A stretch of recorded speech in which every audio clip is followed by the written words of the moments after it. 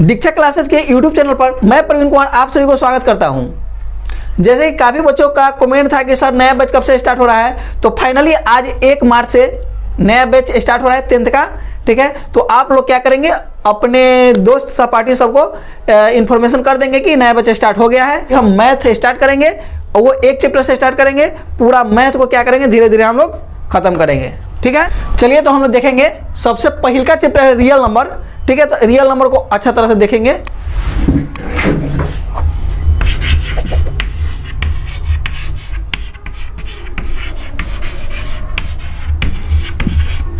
वास्तविक संख्या।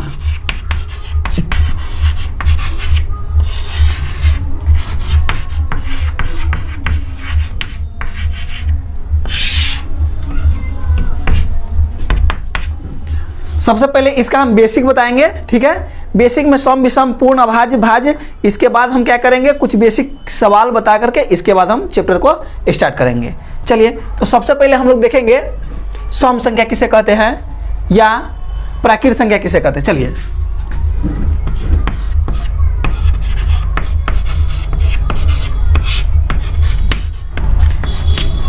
ठीक है, प्राकृत संख्या किसे कहते हैं, सीधा लिखेंगे गिनती के संख्या को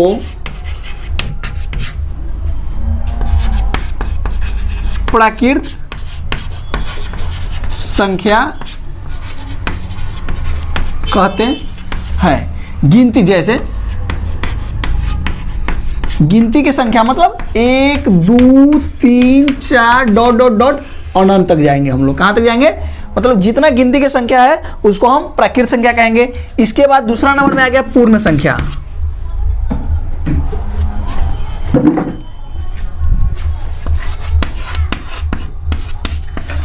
पूर्ण संख्या किसे कहते हैं, लिखेंगे गिनती के संख्या के आगे शून्य या प्राकृत संख्या के आगे शून्य लगा देने से, आगे शून्य लगा देने से जो संख्या बनता है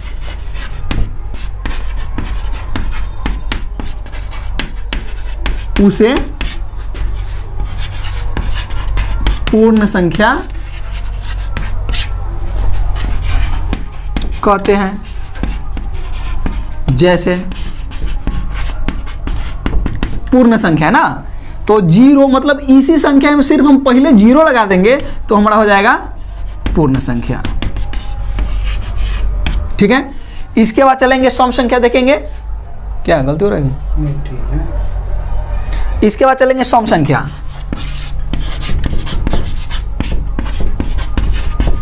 प्रेस है पूरा। चलिए तो देखेंगे सम संख्या वैसी संख्या जो दो से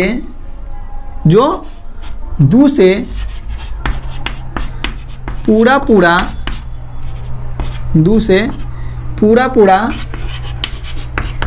विभाजित हो उसे सम संख्या कहते हैं।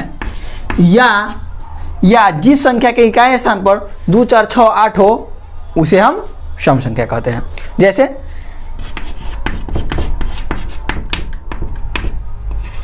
2 4 6 8 डॉट डॉट डॉट। चलिए तो इसका स्क्रीनशॉट लीजिए, आगे बढ़ते हैं। देखेंगे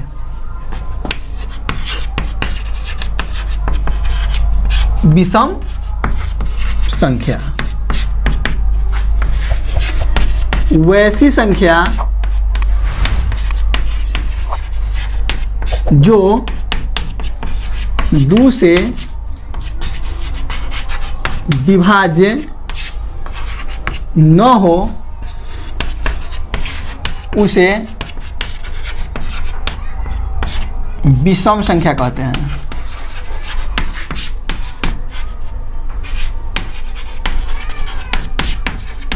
जैसे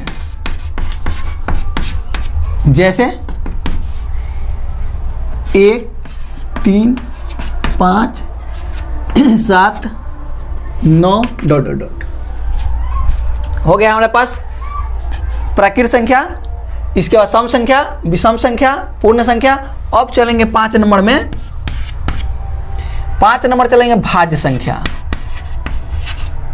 भाज्य संख्या, अब भाज्य संख्या किसको कहते हैं, लिखेंगे वैसी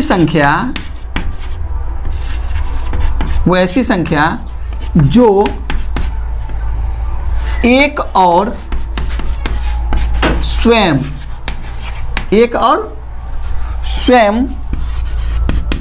को छोड़कर किसी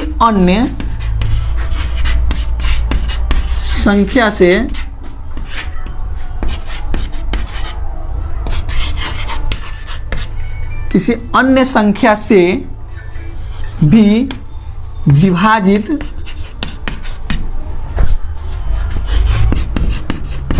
होता है, उसे भाज्य संख्या कहते हैं। जैसे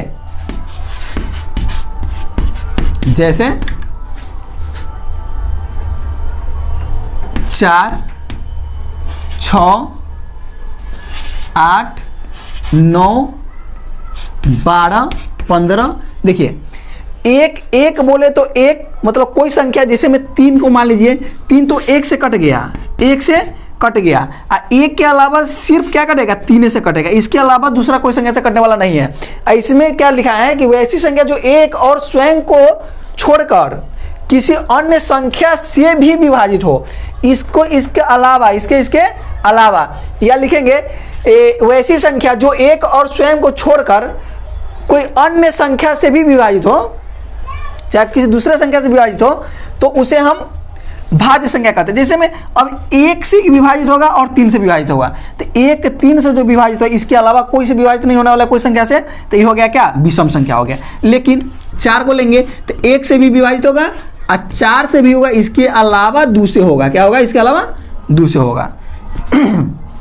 9 को ले लेंगे तो 9 भी 1 से होगा विभाजित, 9 से भी होगा, 1 9 1 हुआ और स्वयं के बदले में 9 हो गया, 9 जो है वही, इसके अलावा भी 3 से कटेगा, तो ये सब हो गया क्या, भाज्य संख्या।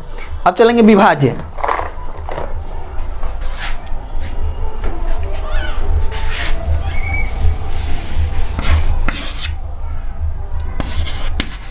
अभाज्य संख्या।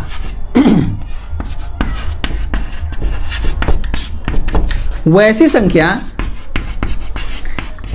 संख्या जो एक और स्वयं को छोड़कर किसी अन्य संख्या से विभाजित न हो, उसे अभाज्य संख्या कहते हैं।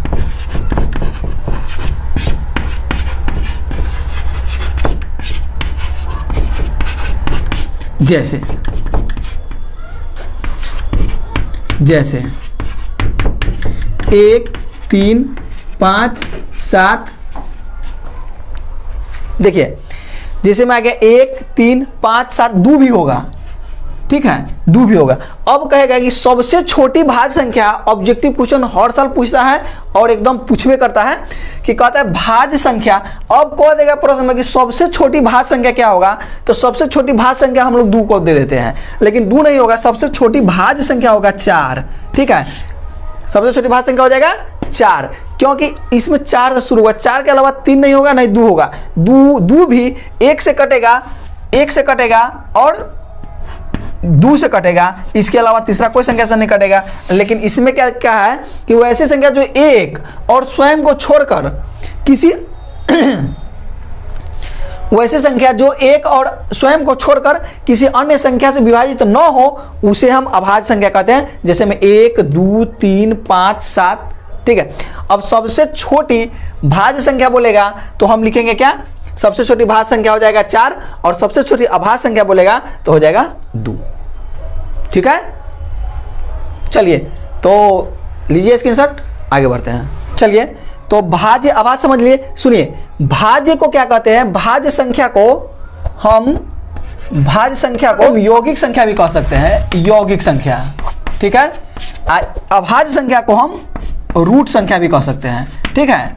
अगर भाज्य कहे या यौगिक कहे तो लिखेंगे ई, और अभाज्य या रूट कहेगा तो ई लिखेंगे। चलिए तो इसको हटाइए। तो अब चलेंगे परिमेय और अपरिमेय संख्या देखेंगे। सबसे पहले देखिए परिमेय संख्या किसे कहते हैं। परिमेय संख्या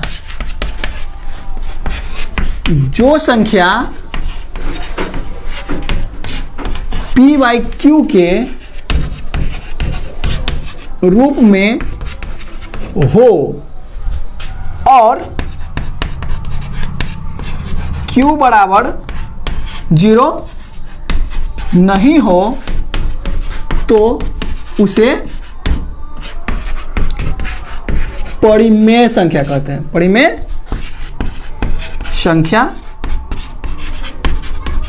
कहते हैं। जैसे हम लिख दिए 5 और 5 लिख दिए तो बोला p/q के रूप में हो तो बटा में तो कुछ नहीं है, भिन्न के रूप में नहीं है तो ये परिमेय नहीं होगा, है क्योंकि एक इसमें छुपा रहता है, ठीक है। तो 5/1 ये हो गया परिमेय संख्या, ठीक है। या 7/9 दे देंगे फिर भी हो गया परिमेय संख्या, बट्टा में है ना, बट्टा में है तो परिमेय संख्या है। सिर्फ देखिए 1.53, अगर 1.53 रहेगा तो फिर भी परिमेय संख्या है, या 1.353535 रहेगा, डॉट डॉट डॉट रहेगा फिर भी परिमेय संख्या है। क्योंकि सीमित जो वर्ड है 3 5 3 5 3 5 सिर्फ 3 5 3 5 दोहरा रहा है तो ये हो गया परिमेय संख्या। सिर्फ जानेंगे कि वो जो संख्या रूट में नहीं होगा, परिमेय संख्या रूट में नहीं होगा, ठीक है। देखिए जैसे में √5 आ गया तो √5 परिमेय संख्या नहीं होगा, √5 परिमेय संख्या नहीं होगा, ठीक है। अगर इसी में √25 रहता, क्या रहता, √25 रहता तो ये परिमेय संख्या है, क्योंकि 25 नहीं, इसको निकालेंगे तो क्या हो जाएगा 5 हो जाएगा, ठीक है। तो हम समझ लेंगे कि जो संख्या रूट में रहेगा अपरिमेय रहेगा, बाकी बात रूट से बाहर जो भी संख्या रहेगा सब परिमेय होगा, ठीक है। तो रूट में सबसे पहले देख लेंगे, रूट में से निकाल करके, रूट में से निकलने वाला होगा तो परिमेय है और नहीं निकलने वाला होगा तो वो अपरिमेय। देखिए एक और संख्या होता है, मतलब यही बात समझेंगे कि रूट में कहीं नहीं होगा, रूट में होगा वो अपरिमेय हो जाएगा, ठीक है। अब चलेंगे अपरिमेय को समझेंगे थोड़ा।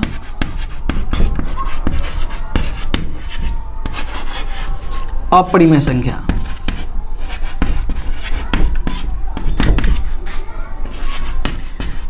वैसी संख्या जो p/q के रूप में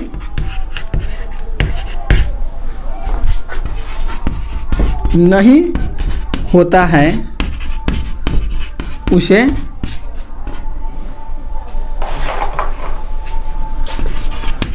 अपरिमेय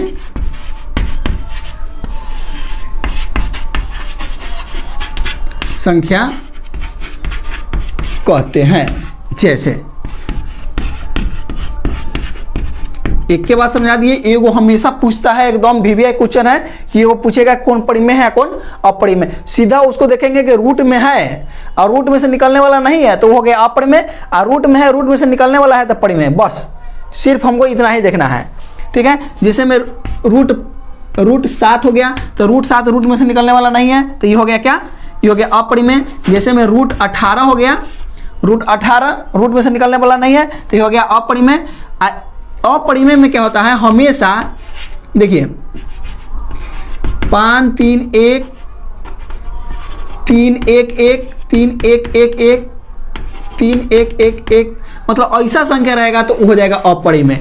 एक ऐसा सवाल पूछ देता है, इसमें बोले हैं कि उस संख्या दोहराता रहेगा दोहराता रहेगा दोहराता रहेगा तो संख्या होगा परिमेय, और जो संख्या एक आवे एक के बाद दो है, दो के बाद तीन है, तीन के बाद मतलब कोई संख्या बीच में के बढ़ते जा रहा है तो हो जाएगा अपरिमेय संख्या।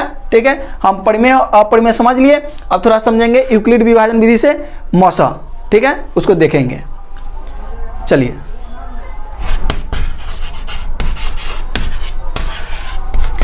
यूक्लिड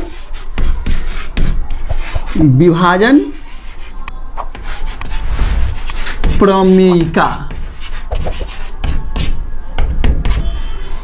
ठीक है, हम देखेंगे यूक्लिड विभाजन प्रमेयिका। सबसे पहले इसका सूत्र लिख लेंगे। इसका सूत्र होता है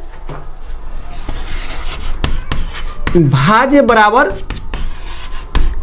भाजक गुने भागफल जोड़ शेष। ठीक है, देखिए अब भाज्य किसको कहेंगे, भाजक किसको कहेंगे, भागफल किसको कहेंगे, शेषफल किसको कहेंगे पता नहीं है। इसको हम कहते हैं ए, और इसको कहते हैं बी, इसको कहते हैं क्यू, और शेष को कहते हैं आर। ठीक है, पहले हम समझेंगे एगो भाग बना करके कि इसमें समझेंगे कि भाज्य कौन है और भाजक कौन है। ठीक है, तो इसको मानते हैं हम लोग क्या, इसको मान लेते हैं ए और इसको मान लेते हैं बी, और जो तीन इकाई तीन, ये हो गया क्यू, और जो शेष बचा इसको कहते हैं आर। ठीक है, तो यही सूत्र है कि ए बराबर मतलब ए कहने का मतलब कि ई हो गया क्या, हमारा भाज्य हो गया। क्या हो गया, भाज्य। ए कहने का मतलब हो गया भाज्य, और बी से हो गया भाजक, भाजक, और क्यू से हो गया शेष भागफल। क्या हो गया, भागफल, और आर से हो गया शेषफल। ठीक है, तो समझ गए हम लोग कि भाज्य बराबर होता है भाजक गुने भागफल जोड़ शेष। ए बराबर बी क्यू प्लस आर, इसको हम लिख सकते हैं ए बराबर बी क्यू प्लस आर। ठीक है, जहां सुनिएगा, जहां आर बड़ा है, जीरो से आर बड़ा है, और इससे बड़ा क्या होता है, इससे बड़ा हो जाता है बी, इससे बड़ा हो जाता है बी। यही हमारा सूत्र हो गया। पूरा यूक्लिड विभाजन मतलब पूरा रियल नंबर वास्तविक संख्या में हमको इतना ही पढ़ना है। ठीक है, इतना ही पढ़ना है। इसको समझ लेंगे कि आर से जीरो बड़ा है, आर बड़ा है जीरो से, और आर से बड़ा बी है। ठीक है, चलिए तो देखेंगे तो वो हिसाब बना करके अभी। ठीक है, तो चलिए एक क्वेश्चन देखेंगे थोड़ा। ठीक है, तो यूक्लिड विभाजन प्रमेय का सबसे पहले से सूत्र लिखेंगे हम। ए बराबर हो जाता है बी क्यू प्लस आर। ठीक है, जहां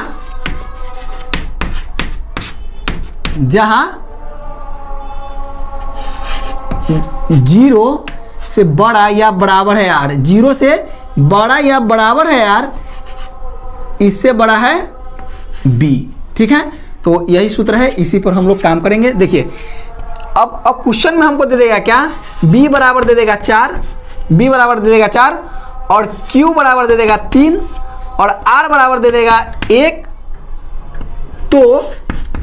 तो a बराबर व्हाट, इसका मतलब वो हमेशा क्वेश्चन पूछता है, ऑब्जेक्टिव क्वेश्चन 1 नंबर वाला में पूछेगा कि b बराबर दे देगा, q बराबर दे देगा, r बराबर दे देगा, तो हमको a निकालना रहेगा। तो क्या करेंगे हम, सूत्र सीधे लिखेंगे a बराबर, जैसे में एग्जाम्पल में चलिए ना, a बराबर सीधे लिखेंगे बी क्यू प्लस आर। ठीक है, a के जगह पर छोड़ देंगे, a नहीं दिया हुआ है, b के जगह पर 4 दिया हुआ है, 4 लिख देंगे, q के जगह पर 3 दिया हुआ है, 3 लिख देंगे, अब प्लस r के जगह पर 1 दिया हुआ है, 1 लिख देंगे। ठीक है, तो 4 तिया ही 12, 12 1 13, ये हमारा हो गया आंसर। मतलब a बराबर कितना होना चाहिए था, 13।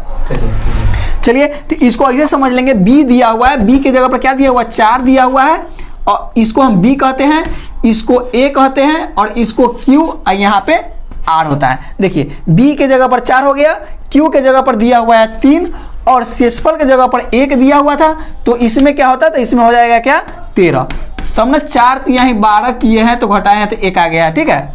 ऐसे समझेंगे भाज्य बराबर भाजक, मतलब इसमें इससे गुना हुआ और इसमें इसको जोड़ देंगे, इससे इसमें गुना करेंगे, 4 तिहाई 12, 12 1 13, यही a बराबर सूत्र आ गया। जैसे हमें दे देगा, फिर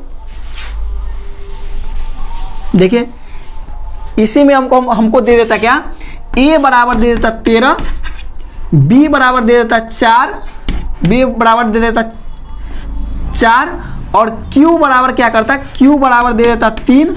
अब हमको क्या कहता, r निकालने के लिए कहेगा, ठीक है। तो हम निकाल देंगे यही सूत्र पर। देखिए इसके लिए हम सूत्र लिखेंगे a बराबर BQ प्लस r। a के जगह पर दिया हुआ है 13, 13 के 13 लिख देंगे, बराबर b के जगह पर 4 दिया हुआ है, 4 के 4 लिख देंगे, इसके जगह पर 3 दिया हुआ है, 3 लिख देंगे, और r नहीं दिया हुआ, मतलब शेषफल तो निकालना है, शेषफल निकालना है। देखिए 13 बराबर 4 तिहाई 12 प्लस r, अब 13, अब प्लस वाला इधर आएगा तो हो जाएगा -12 बराबर r, तो r बराबर हो गया 1, शेषफल आ गया, ठीक है। फिर दे सकता है कि a बराबर दे दे 13, b बराबर दे देगा 4 और q बराबर छोड़ करके r बराबर 1 दे देगा, कह देगा q बराबर निकालने के लिए, तो हम लोग निकाल लेंगे, ठीक है। मान लीजिए कि 3 गो संख्या दे दिया है तब निकालने में कोई दिक्कत नहीं है, और कहीं 2 गो संख्या ही दे के छोड़ देवे तो कैसे निकलेगा। देखिए अगर a बराबर 13 दे दिया, a बराबर 13 दे दिया और b बराबर 4 दे दिया, हमको कह दिया निकालने के लिए r बराबर और q बराबर, तो कैसे निकलेगा। इस सबसे भी इजी क्वेश्चन हो गया, ठीक है। उसको निकालने के लिए यहाँ देखेंगे, कह दिया a बराबर 13 है, b बराबर 4 है, तो r बराबर व्हाट और q बराबर, मतलब r q दोनों निकालना है, तो सीधा यहाँ लिखेंगे a के जगह पर a लिख देंगे, b के जगह पर b को लिख देंगे और इससे इसमें भाग कर देंगे, 4 तिहाई हो जाएगा 12, तो 3 में से 2 हट गया 1, तो हमको इसको कहते हैं q, मतलब भागफल, ऐसो कहते हैं शेषफल, ठीक है। तो इसके जगह पर लिख देंगे क्या 3 और इसके जगह पर लिख देंगे 1, हो गया। ऑब्जेक्टिव क्वेश्चन हर साल पूछता है, हमेशा पूछता है, ठीक है। आज के लिए इतना ही, मिलते हैं फिर अगले वीडियो में, और कल का जो वीडियो रहेगा चैप्टर से रहेगा, पूरा हिसाब रहेगा, ठीक है। चलिए।